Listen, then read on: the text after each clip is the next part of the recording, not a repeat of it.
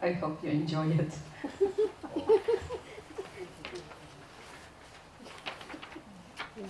It looks good. Yeah, it's good. Right? Yeah. Okay, very good. No problem. Alright, so let's all take refuge. Okay, and let's all recite. I go for refuge until I am enlightened, and to the Buddha, the Dharma, and the Supreme Assembly. By my merits of practicing giving and other perfections, may I become a Buddha to benefit all sentient beings. I go for refuge until I am enlightened, to the Buddha, the Dharma, and the Supreme Assembly. By my merits of practicing giving and other perfections, may I become a Buddha to benefit all sentient beings. I go for refuge until I am enlightened, to the Buddha, the Dharma, and the Supreme Assembly. By my merits of practicing giving and other perfections, may I become a Buddha to benefit all sentient beings. May all mother sentient beings, boundless as the sky, have happiness and the causes of happiness. May they be liberated from suffering and the causes of suffering. May they never be separated from the happiness that is free from sorrow. And may they rest in equanimity, free from attachment and aversion. Reverently, I prostrate with my body, speech and mind, and present clouds of every offering, actual and mentally transformed.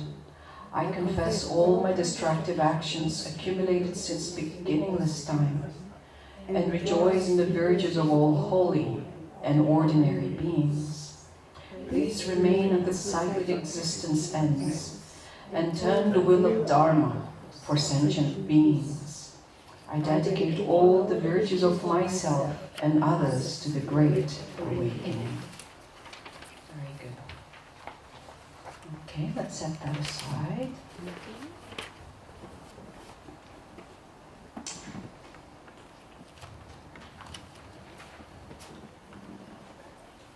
So we're now finally have moved on to the next topic. So our topic today is impermanence and death. And just to remind us about, we have gone and really expounded a bit about,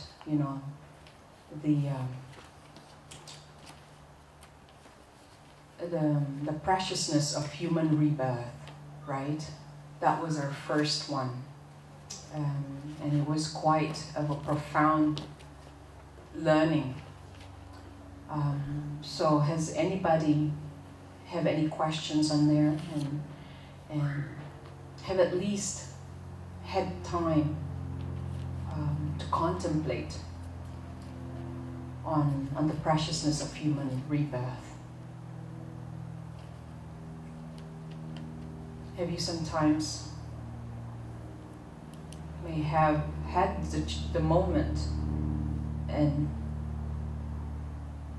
recall and say, wow, I'm very lucky, or I'm very fortunate to have all the 18 qualities. You're endowed with the 18 qualities to practice the Dharma. You have it. And you should rejoice. One point before we leave that category, because it's very important. Remember, we are touching the 4 fundamentals, right? The 4 fundamentals.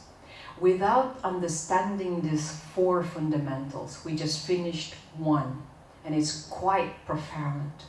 You see? It is not over time, like overnight you're going to understand that. And so this is the study of the Dharma. This is the Buddha Dharma. That way, these fundamentals, once we have it, then you can get to the next level, and to the next, and to the next. Because what we need to do here is profoundly understand, how to develop, what are we doing as Buddhists, and why, the qualities, how can we change our qualities to reach compassion, the state of compassion. And the quality of, of a Buddha is basically compassion. It does not happen overnight in just reading text and you say, wow, I reached compassion now, I finished this textbook. No. We gotta have to understand it first. And you are definitely, what we're doing here, we are getting into the 3 principles, okay? The methods, we need to understand the methods, all right? And one of the aspects of the path, okay, is studying to understand. And in order for us to understand, it has to be practiced. The method has to be practiced. And not only that, in order for us to be able to practice it, of course, we need to believe in it. Yeah? So why do you buy something? Why do you buy something? It's because you believe in it, right? Unless you're just, buying anything, has no understanding of what is involved, then it's worth nothing. Why are you getting it, right? So, first, for 4 fundamentals. Why? I just wanted to review again. Why do we need the four fundamentals? This is the very basic of a Buddhist practice. To be able to renounce. Because how can we renounce at all? The requirement to become, awakened is to renounce. And what are we renouncing? Self. No, you cannot renounce samsara. I wish, I have the magic, I can just I'll clean up the samsara, just 1 second, right? No, it's the self. It is the self that we're trying to renounce. Okay? But without the 4 understanding, which is, we're going to review this. The perfect human birth. This is the preciousness of human rebirth. Okay? That is very rare to even obtain, is to become human. But yet when we become human, it's not even guaranteed that you come across the Dharma. You need to be endowed with 18 qualities to perfect. Perfect 18 qualities to be able to practice the Dharma. And we went all through that, right? What's the second fundamental? Impermanence and death. Impermanence and death, and which is our topic today. Yeah? And the third is you need to understand the law of karma. Okay? And what's the last one? Misery of samsara. We need to understand the suffering, okay, and the misery of samsara. What is this samsara all about? Yeah. Okay? So once we really get to know this 4, I tell you what, then that you understand what Buddha Dharma is, why you come to the temple, why you need to receive teachings all the time, is we need to renounce, You cannot even call yourself a Buddhist if you have not renounced.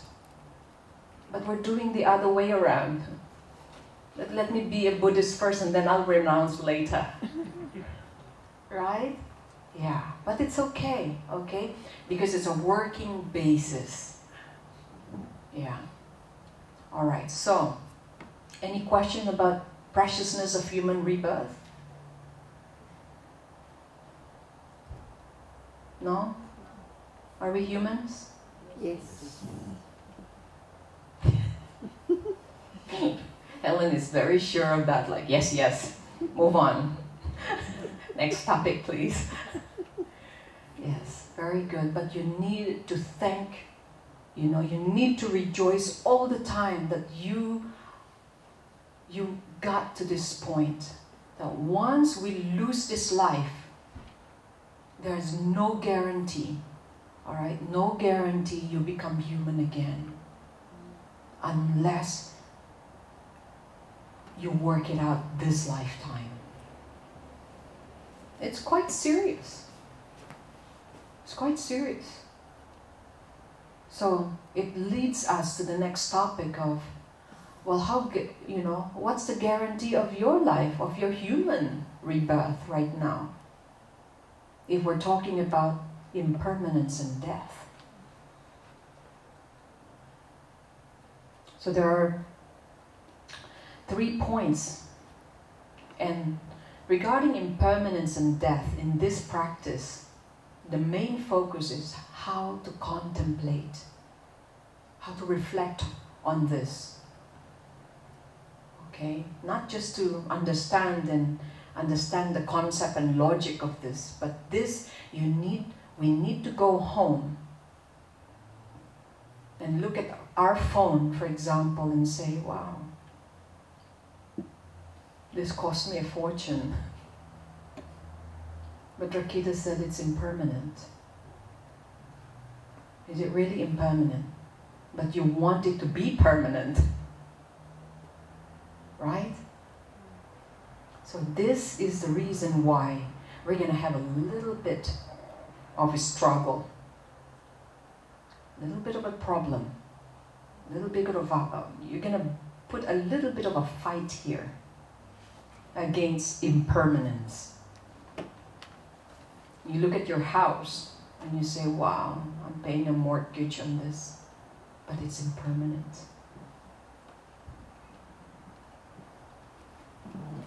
It's going to shake you a little bit, right? So, does anybody have anything about impermanence? Is it true that everything, every phenomenon is impermanent? Yes. Yes. Yeah? Then how come when you are swindled, you're very upset and you could kill someone, you could take someone to court because someone has taken your property? That is, or someone steal from you, or someone lied, or someone said something incredibly, probably not the thing that you like, and you just turn to be demonic.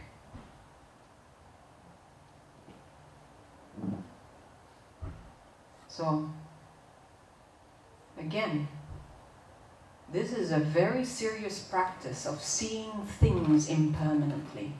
It is very difficult because most of the time that when we think, the things that we like, mostly the things that we like and love, whatever we term that, no? We think of it as a very solid phenomena and we grasp onto it. We cannot let go. Yeah?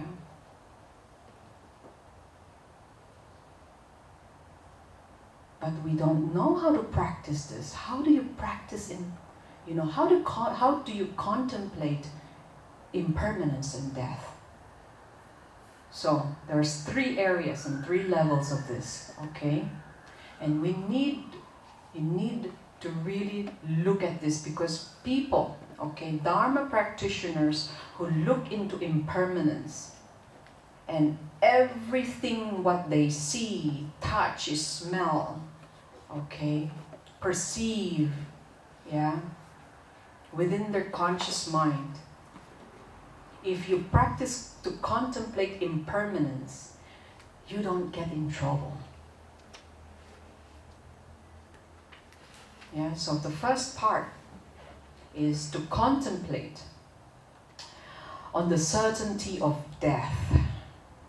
This we're going to have to really look at it very seriously, because we don't really talk about death, do we? And if we talk about it, they say, oh, honey, don't mention about death. That will be a long time.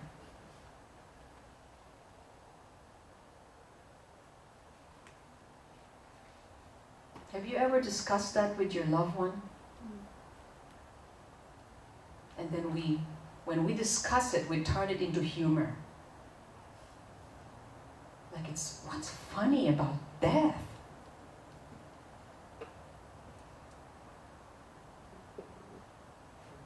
But the truth is, ever since we were born, okay, you gotta have to think about this. When we were born, the moment you were out of the womb, you are already dying. So then, therefore, we are technically a living corpse. Do you agree? Yeah.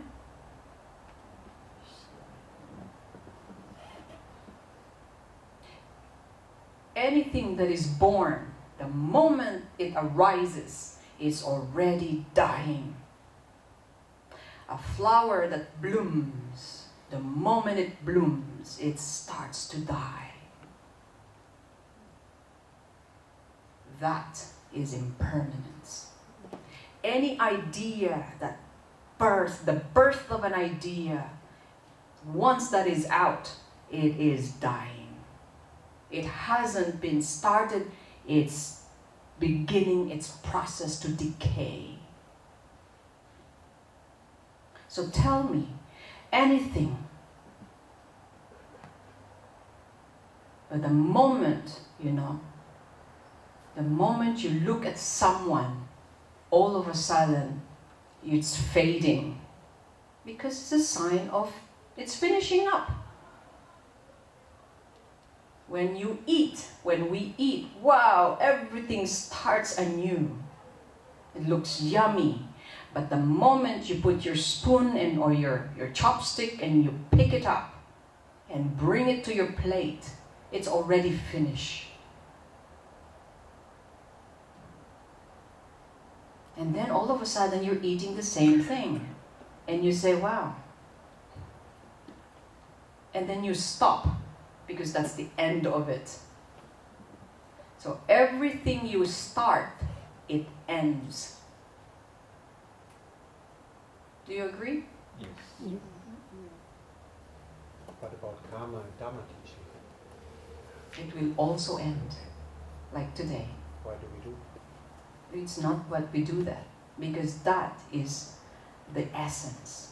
That is the nature of part of reality. See?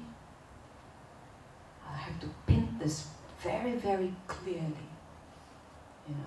I have to do this like really dramatic, because if I talk really fast about this,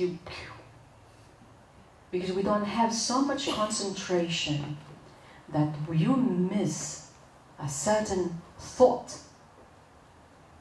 then it's gone. You may not be able to hear them again. That's why I have to do this in a very dramatic way, So this actually is very, very powerful, very, very, very good. Yeah, because nothing, anything that you start, it will end. When you watch a movie, see how the anticipation of going to the movies?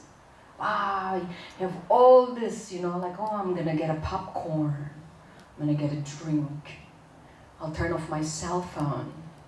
Yeah, all this preparation, because it's a great movie. And once it starts,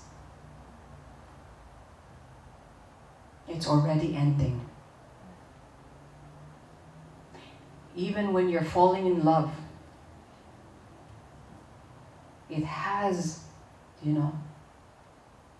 but it will end. It will get to somewhere. And then the end. But I don't know why. Parents sometimes, when they know their child is falling for someone who they totally dislike, and it felt forever, and one word is like, you're gonna have to finish this soon. But dad or mom, relax. If you practice impermanence, it will end somewhere. But we are so afraid of the things we do not like to happen. That is our problem. But yet again, even at the end you dislike something, know that that too is impermanent. It will end again. And then another phenomena comes up and end, unending. This is the nature of reality. But it is also the cause of problems. Basically, attachment. Because we don't see things as impermanent. We think of it like very solid. And we grasp into it. And that's every time you grasp, every time you cling, you are suffering. It is the one of the root of suffering.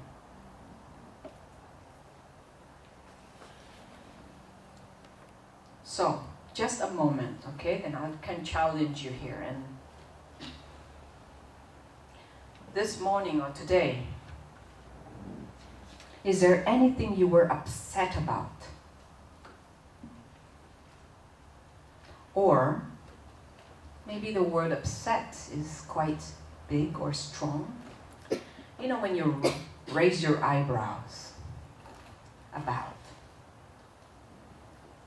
What is it?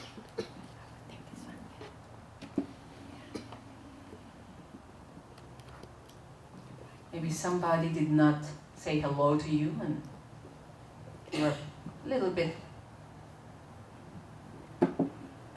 not feeling well about that. And you ask the reason why. And where did that come from? And you look at it. Is that permanent? Could be a new haircut. I look at Rachel. No, they're not new anymore. Or a new blouse or new shoes, and your friend has not said anything. Have you hey, have you noticed something? And then your friend said, no. And you're getting more upset because you're not able to see it. Now, that usually is an object, right? So, I'll ask you, is that blouse permanent? No. Wow, you're very quick on saying no. Then how come it makes you this little object of impermanence? Seems like the one that rules you, you're imprisoned by this impermanence.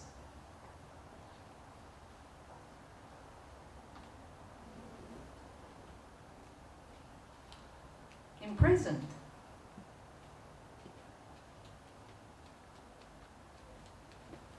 Imprisoned because it looks like we like our prison.